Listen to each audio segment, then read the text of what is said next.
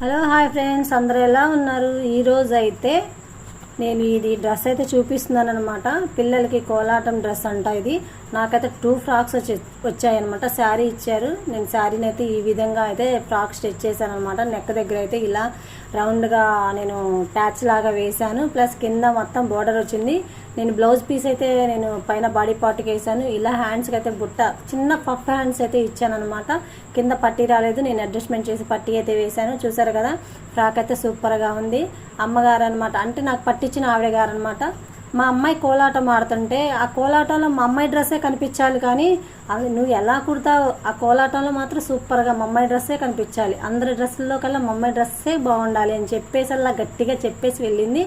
అలా చెప్పటం ఎందుకమ్మా, రాయి గుద్దల్లో చెప్పెళ్ళు, నేను బాగా కుడతానని నేను కూడా చెప్పాను అనమాట. చూశారు కదా, ఇది 2 పీసులు అనమాట. ఒక డ్రెస్ కుట్టి అలసిపోయి పడుకునేసరికి లేచేసరికి అమ్మ మళ్ళీ ఇంకో డ్రెస్ కుట్టాలి అని గుర్తుకొచ్చి లేచి అప్పటికప్పుడు కుట్టానమాట. అందుకేనమాట నా ఫేస్ అలా ఉంది. వీడియోలో ఏంటి అమ్మాయి ఫేస్ ఏంది ఇలా ఉంది అని మీరు మళ్ళీ బ్యాడ్ కామెంట్ పెట్టకండి, సరేనా? ఇదైతే హిప్ బెల్ట్ అనమాట. ఆ పిల్ల అంత లేదు, హిప్ బెల్ట్ చున్నీ అనమాట. అన్నీ ఉండాలి.